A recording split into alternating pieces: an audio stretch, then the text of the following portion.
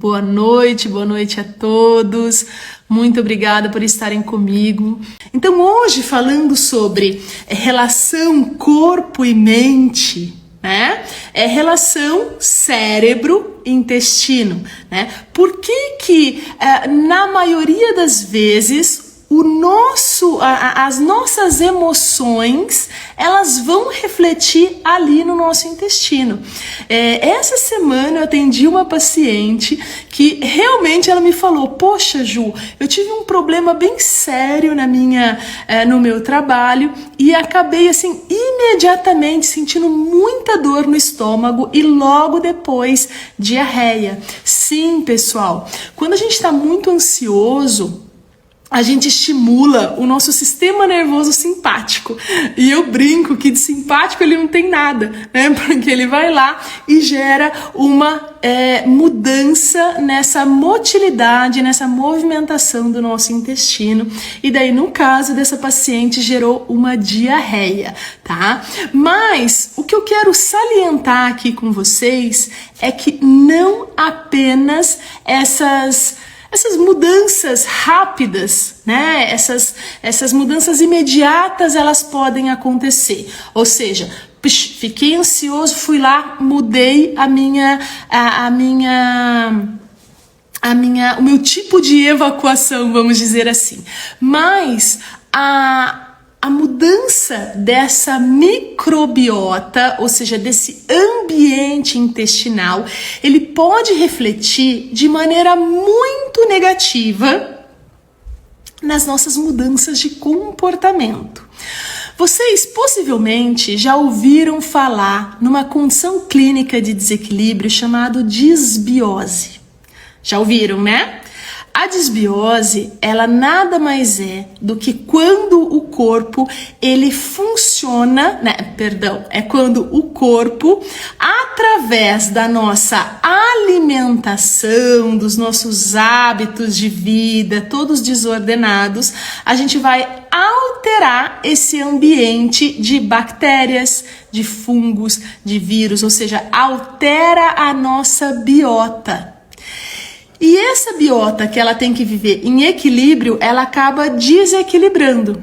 E a gente acaba tendo mais fermentação quando a gente consome determinados alimentos, a gente acaba tendo mais gases, a gente acaba tendo mais arrotos. Ou seja, o nosso funcionamento, principalmente digestivo, ele acaba meio que não funcionando tão bem. O que os estudos têm mostrado cada vez mais, e essa é a minha grande paixão pelo intestino, é que, se não bem tratado, a disbiose, ela pode sim desencadear alguns outros efeitos. E os efeitos, eles são em relação principalmente a doenças neurológicas. Então, vamos comentar aqui sobre o impacto da depressão o impacto da microbiota na depressão, por exemplo, o impacto da microbiota no aparecimento de um transtorno, num transtorno do espectro autista, uma disbiose em relação, por exemplo, ao aparecimento ou um desencadeamento da enxaqueca. Então, a gente precisa ficar muito atento, porque a nossa dieta, sim, ocidental, ou seja, o que a gente está comendo, né, nesses últimos, vamos dizer, 50, 60 anos, está gerando o que a gente chama de mediadores inflamatórios. Provavelmente vocês já ouviram falar isso, ou seja, a gente está comendo uma alimentação que é extremamente refinada, que é extremamente ultraprocessada, ingerindo um excesso de bebida alcoólica, né, e tendo comportamentos que não são tão saudáveis assim, e isso está gerando e aumentando a quantidade dessas substâncias inflamatórias e alterando o nosso comportamento. E essa relação eixo cérebro-intestino, ela está extremamente interligada. Quando a gente vai pensar em uma microbiota que está desequilibrada, e se a gente pensa, por exemplo, em depressão, eu relacionaria a diminuição na produção de alguns neurotransmissores. Provavelmente vocês já ouviram falar em serotonina, em dopamina, em noradrenalina. E sim, gente, a gente precisa do intestino adequado para que a gente produza esses neurotransmissores. Mas é através, por exemplo, de um estômago funcionando de maneira adequada, ou seja, você não pode só comer, você tem que comer, digerir e absorver o que você está comendo, para que você utilize esses nutrientes de maneira adequada. Então, muitos nutrientes, por exemplo, que são fontes de complexo B, que são fontes de um aminoácido chamado triptofano, eles precisam de um intestino adequado para que esses nutrientes eles vão lá no nosso cérebro e deem a informação adequada e produzam esses neurotransmissores. Então, tudo precisa, pessoal, funcionar de maneira equilibrada. A partir do momento que a gente gera uma desorganização desse ambiente microbiano, a gente gera o quê? O tilt, né? A gente gera um descompasso, um desequilíbrio e o que a gente chama de inflamação, ou melhor, neuroinflamação. E eu vou dizer para vocês que isso é muito mais comum do que a gente imagina, né? Hoje em dia, o que eu vejo de pacientes com quadros de neuroinflamação não está escrito, né? E claro que assim, sempre quando eu vou avaliar um paciente, eu faço essa inter-relação, essa relação cérebro, essa relação intestino, né? Essa relação, o que tá acontecendo com as minhas emoções que tá se refletindo no meu intestino e o que eu estou comendo e agredindo o meu intestino está refletindo nas minhas emoções. Se a gente for pensar, por exemplo, no nosso estresse, acredito que muitos de vocês vivem um estresse contínuo, é verdade? Eu estava falando com essa mesma paciente essa semana, se eu não me engano, foi ontem, inclusive, olha só, minha cabeça, né? E ela pegou e falou assim, Ju, eu tava num estresse tremendo. Daí eu peguei e falei assim, guria, você me falou que tava no estresse semana passada. E daí ela falou assim, poxa, Ju, a gente não para de se estressar. E é verdade, né? Antigamente, a gente tinha um estresse, antigamente que eu falo, quando éramos seres das cavernas, vamos dizer assim, né? Que a gente tinha que ir lá, éramos coletores e caçadores, a gente tinha um estresse que era aquele estresse de pegar uma comida, de caçar algo para comer. Então eu ficava estressada porque eu não sabia se eu ia voltar vivo. Hoje em dia, a gente tem um estresse que é contínuo. E esse estresse, ele com certeza, ele impacta a nossa microbiota. No artigo que eu li, e eu até publiquei nos meus stories, eles estavam fazendo essa relação do estresse com a microbiota. Ou seja, a gente está falando aqui da interação corpo e mente, né? A gente está falando aqui de cérebro, estresse, intestino, microbiota. Então, ele fez uma comparação com o estresse e o impacto desses fatores multicausais gerando, né, afetando ali essa microbiota. E ele faz uma comparação lá do início da vida, né? Por quê? Porque a gente já começa estressando o nosso corpo, gerando uma desordem lá no início da nossa vida, lá no período intraútero.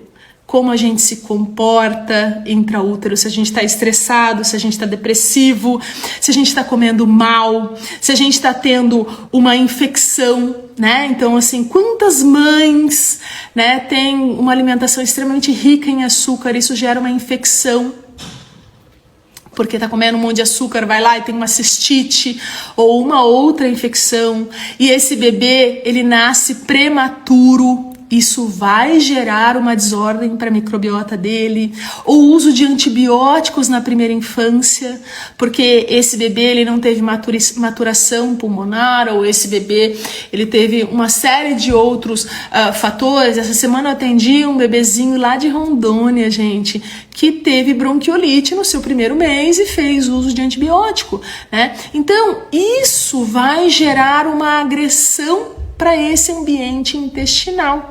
desde o início da vida. E essas mudanças, principalmente quando a gente fala no início da vida, por isso que quando eu atendo um paciente, eu fico 2 horas com o paciente, porque eu preciso entender o porquê que ele tá naquele estado, por que ele tá doente daquele jeito, por que ele tá com a imunidade tão baixa assim, né? Então, muitas vezes, o que acontece é que todos esses impactos, eles vão gerar o quê? Um comprometimento desse ambiente intestinal de maneira extremamente importante. Quando a gente fala em comprometimento intestinal, vamos pensar que esse bebê, ele está começando a vida dele, então o intestino dele está começando um sistema de proteção ali muito gradativo, está muito desprotegido ainda, né? Então, através do leite materno, de como ele é nutrido e tudo mais, ele tem esse fortalecimento desse ambiente microbiano. Eu não posso mostrar minhas mãos que estão sem fazer, mas através desse ambiente microbiano, ele vai fortalecendo o sistema imunológico dele. Imagina ele ser agredido constantemente, né? Ou pelo antibiótico, ou por uma fórmula que ele não consegue digerir adequadamente, ou um ambiente intraútero em que ele não teve uma microbiota adequada. Isso, consequentemente, vai deixar esse intestino poroso, desprotegido. E a gente tem um nome para isso, chama-se leak gut, né? Que é o intestino poroso, tá? E, consequentemente, esse intestino muito poroso, muito desprotegido, vai fazer com que passe qualquer coisa aí para a corrente sanguínea. E se passa qualquer coisa para a corrente sanguínea, o que vai acontecer? Gerar um processo de inflamação. Então, façam uma correlação com a casa de vocês. Se vocês deixam a casa de vocês com o portão todo aberto, desprotegido, com certeza vai entrar um monte de gente ali para tentar roubar a casa de vocês. Vão entrar pessoas boas? Podem entrar, mas vão entrar pessoas ruins também. E isso vai gerar uma inflamação. E também isso vai gerar, consequentemente, uma neuroinflamação.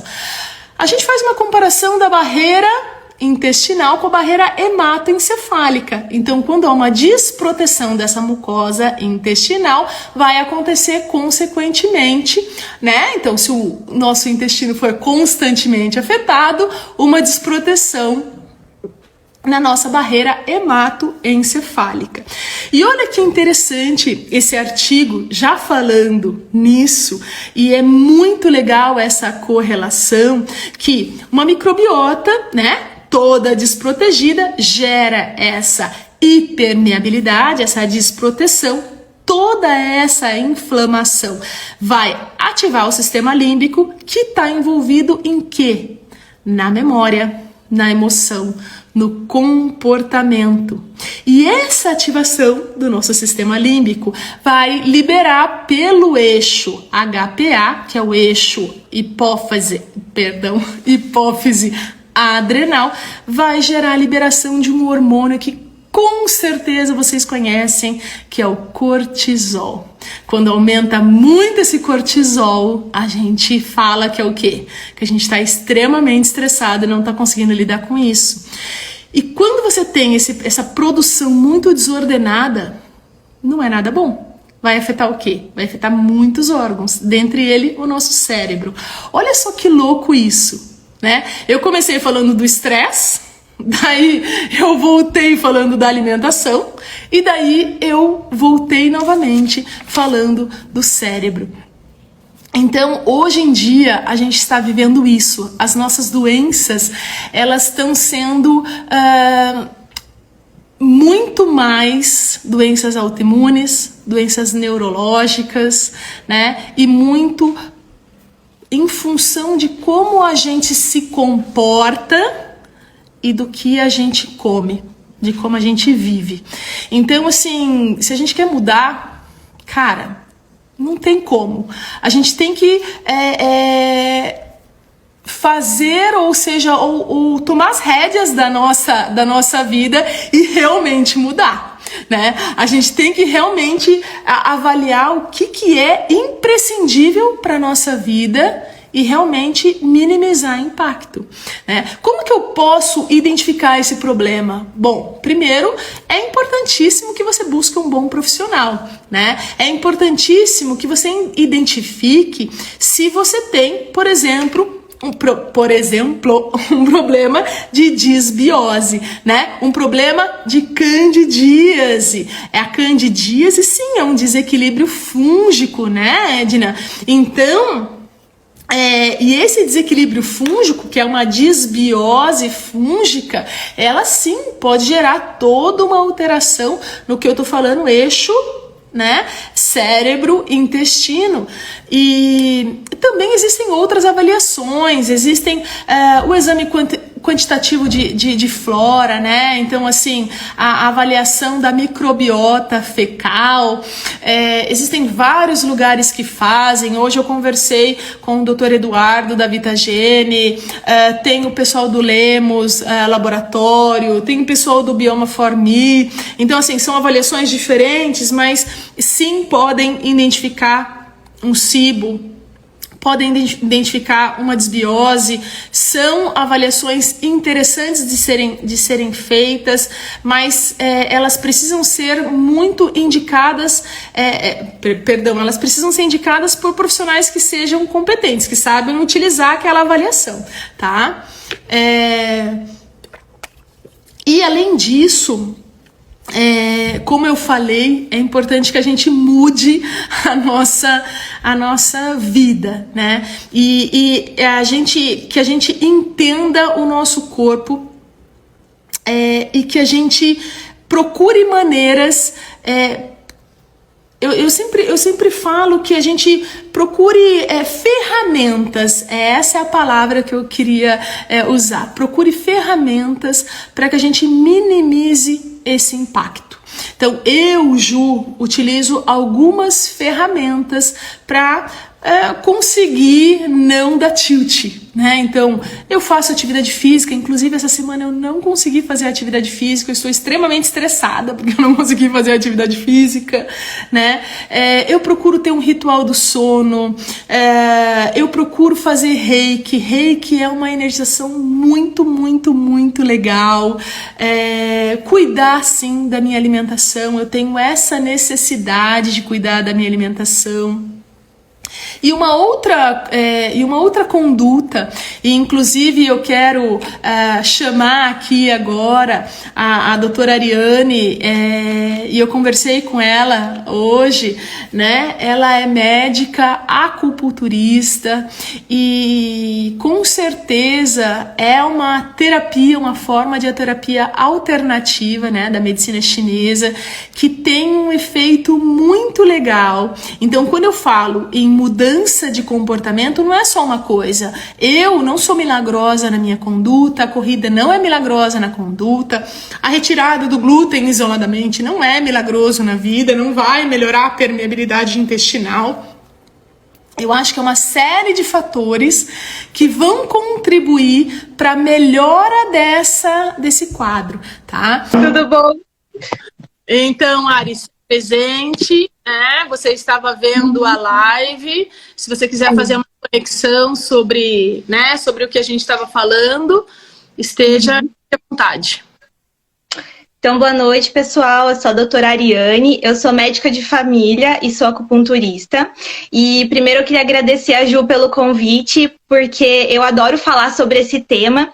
E eu acho incrível que, assim, a medicina chinesa, né, a visão da medicina oriental já trata as emoções como causa de doenças há milhares de anos, né? Inclusive, assim, tem muita coisa da medicina tradicional chinesa que a gente foi perdendo um pouco, que se a gente voltasse nesses ensinamentos, a gente teria, assim, grandes benefícios, né? Então, só para contextualizar, eu estava assistindo a live e tudo, eu queria dizer que, assim, a medicina tradicional chinesa, ela separa as causas de doenças em 3 grupos, né? Então, tem as causas internas, que são as emoções, As causas externas, que são os fatores climáticos, e as outras causas, que daí vem traumatismo, sedentarismo, excesso de trabalho e todas as outras coisas, né? Então, o que interessa aqui pra gente hoje, que são as emoções, a gente vai focar nisso aí, né? Então, quais seriam essas emoções? A gente tem medo, a gente tem raiva, a gente tem uma alegria, que não é aquela alegria que traz um bem-estar, mas é um estímulo excessivo, né? Que causa agitação, ansiedade, insônia. A gente tem frustração, preocupação. Então, todos esses fatores, eles são causas diretas de doenças. Mas quando que uma emoção ela vai causar, né? Ela vai ser um fator causador de doença.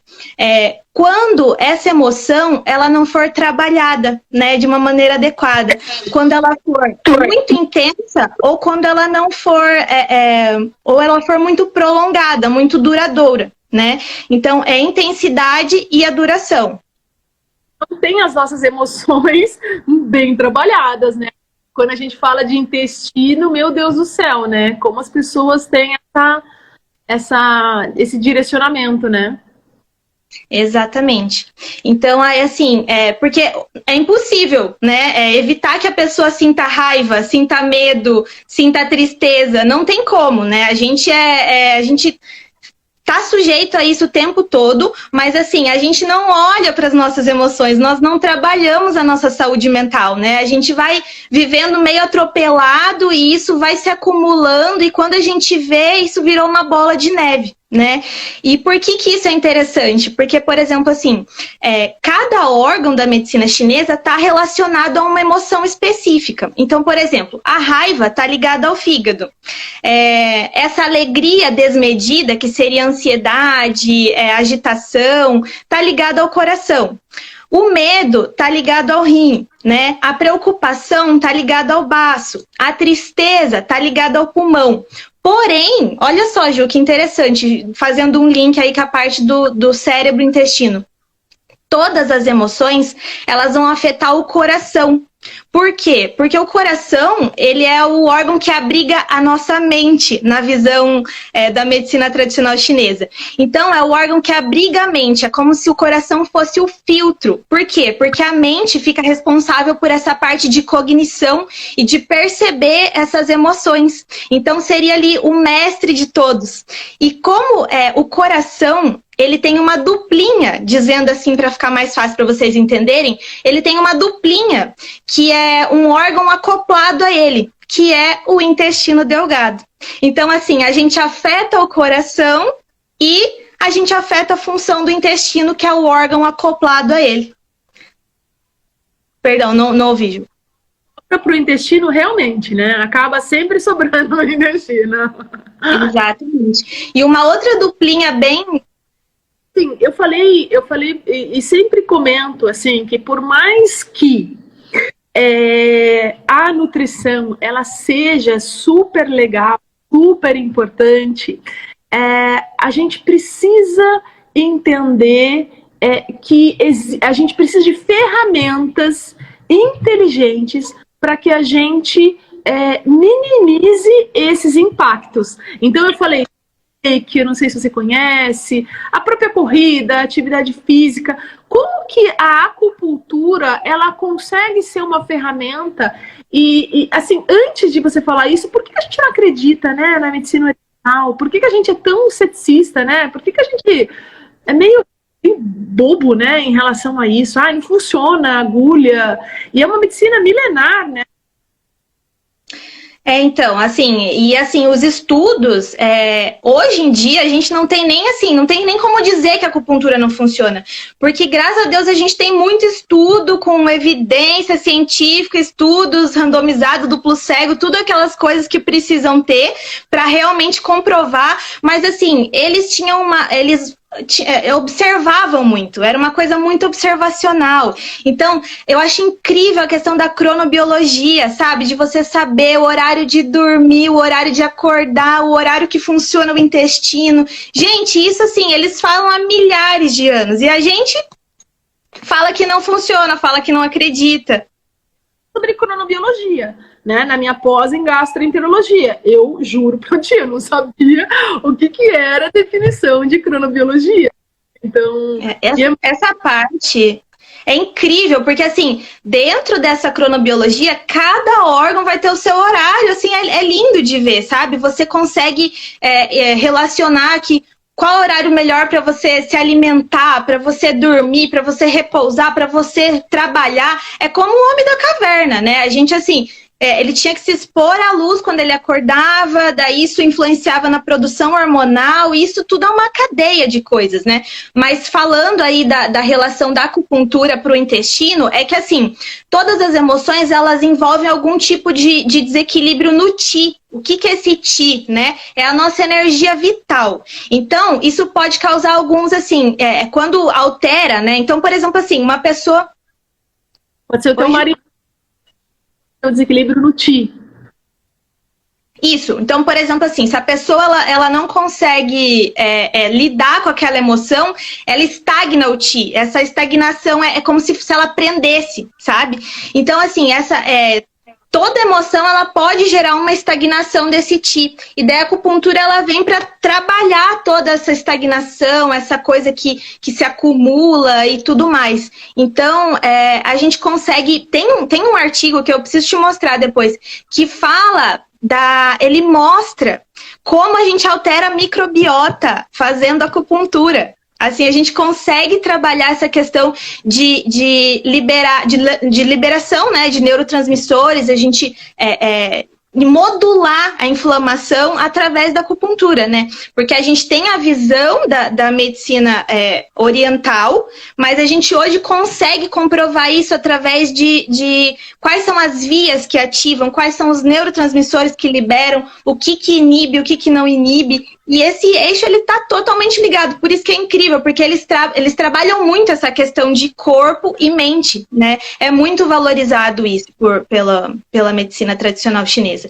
Então, inclusive, assim, por exemplo, o intestino delgado tá ligado ao coração, e ele é responsável por tirar o impuro e transformar em puro. Se ele está desequilibrado, o impuro ele vai se acumular. E esse acúmulo de coisas impuras bagunçam os pensamentos, causa agitação, causa insônia, causa depressão. E daí a gente entra numa bola de neve. Então, assim, é tudo ligado. O coração ligado ao intestino, o pulmão ligado ao intestino. E isso tudo não tem como não passar por questões alimentares, uma alimentação equilibrada, com bons nutrientes, atividade física, sono de qualidade e tudo aquilo que a gente já sabe que é a base para você ter um equilíbrio, né, na sua saúde. Exatamente hoje em dia, né, Ari, que a gente, na verdade, a gente não olha pra gente, a gente vai indo a vida ali, e daí uma hora, quando dá tilt, a gente vai e busca um médico porque a gente está doente. Então, toda essa conversa aqui, pessoal, a conversa, né, já deu os 30 minutos que a gente se propôs. E toda essa conversa, ela é muito importante. Claro, é uma live de aquecimento, né? Aí vou divulgar ali a jornada do intestino descomplicado agora, final de agosto, então a live vai ficar gravada, pessoal. Então tem aquele aviãozinho ali, ó, vamos divulgar, né, Ari, para que as pessoas conheçam. Né, mas eu faço atendimento online, a Ari, na área de medicina de família, você consegue fazer atendimento online, né, Ari? Na área de acupuntura. Não dá, né? Infelizmente não.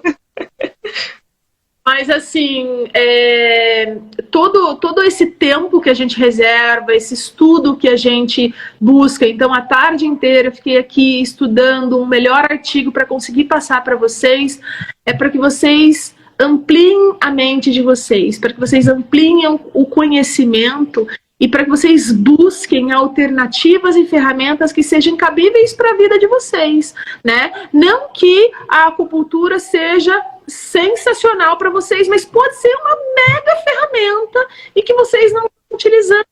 Então, olhem isso com bastante carinho, porque se a gente não cuida da gente, não consegue cuidar de ninguém. Aquela a orientação da aeromoça do avião lá, use primeiro, coloque primeiro a máscara para depois colocar, a gente não faz isso, a gente cuida de todo mundo e não cuida da gente. Então, eu tô sempre aqui, eu não desisto, né, Ari? Às vezes a gente conversa, fala, ai meu Deus do céu, mas eu insisto em cada um de vocês olharem com carinho, com atenção, porque vale a pena, tá? Então, convido vocês, gente, final de agosto, início de setembro, vai ter a jornada, dia 30, 31 e 1º de setembro, tem informações no meu Instagram, a Ari também, a Ari tá super convidadíssima aí, vamos falar mais sobre isso, foi um prazerzaço vocês estarem... Obrigadão, Ju, adorei! Convidei meio em cima da hora, mas foi excelente. Esteve presente. Boa noite, boa noite. Boa noite, pessoal.